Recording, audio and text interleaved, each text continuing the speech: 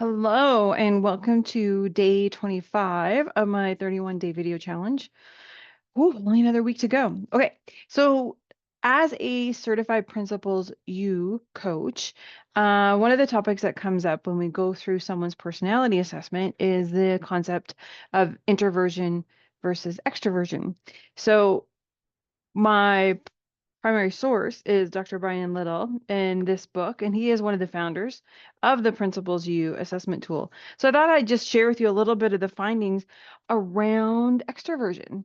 And there's some really cool differences about how it shows up because that's where the debate comes in the debrief sessions that I have with clients. Oh, I don't know if I'm introverted or extrovert. I kind of consider myself this or that. So um, I always have these kind of examples in my back pocket just to help them realize what some of their motivations are, some of their behaviors that would indicate whether or not or where they're landing on that spectrum.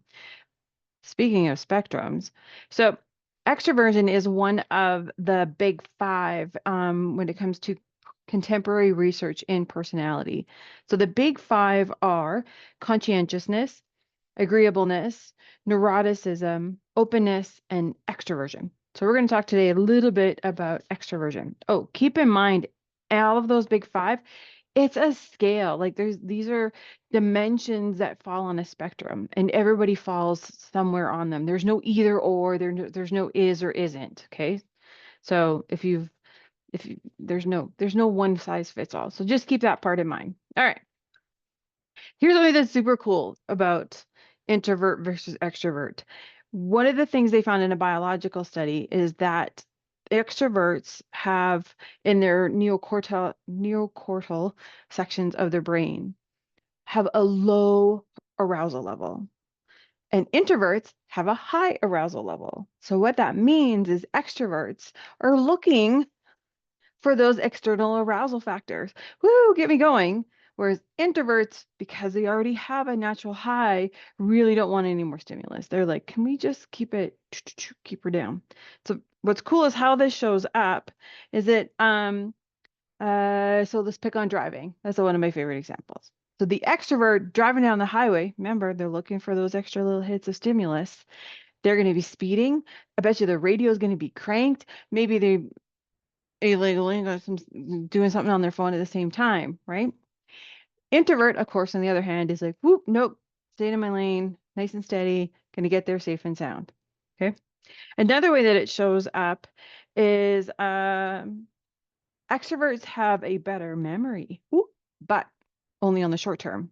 Introverts tend to have a better memory for the long term stuff.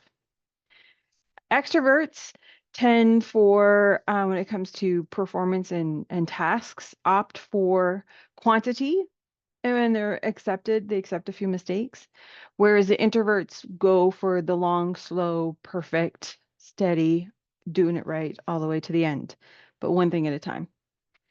From a communication perspective, extroverts will tend to stand a little bit closer. They will tend to speak a little bit louder.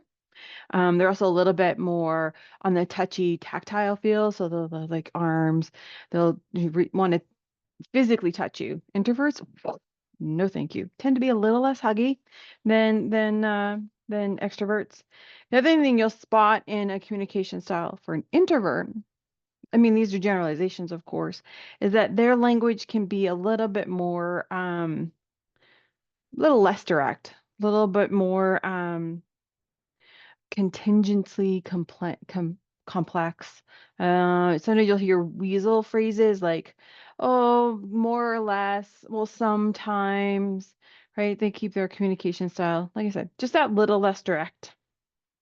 The other part is from a motivation perspective, leaders, listen to this. This is a great thing to know. If you have an extrovert on your team, they are much more responsive to reward cues. Whereas your introverts, they're much more responsive to punishment cues.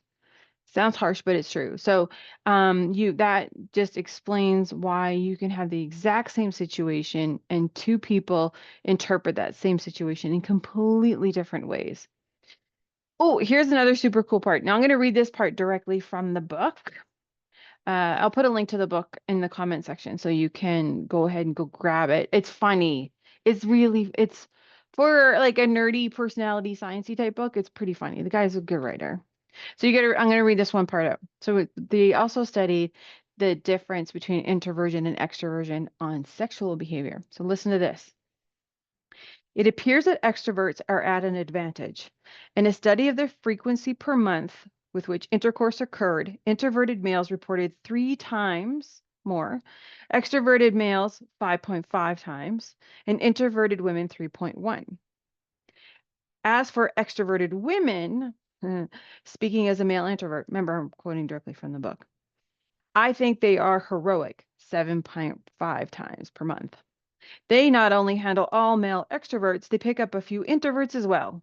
But to assuage any concerns that introverted male readers or their partners might have about the results, I ask you to recall the earlier discussion about quality versus quantity trade-off. Anyway, I thought it was hilarious. Like, that's so funny. I thought it was funny. So anyway, I thought I would share a little bit, some insights on how to tell introversion versus extroversion, and it shows up more than just how it shows up in your behavior. And it's more than just how someone is in a room at a party or how they engage in a meeting at work. If it helps you understand yourself a little bit better and it will help you see others a little bit better for who they are and what their preferences are, I think that's amazing. That to me is like the biggest gift you can ever give someone is to see them for who they are and help them step into their own authenticity. With that, I shall leave you and until tomorrow for day 26. Stay shiny.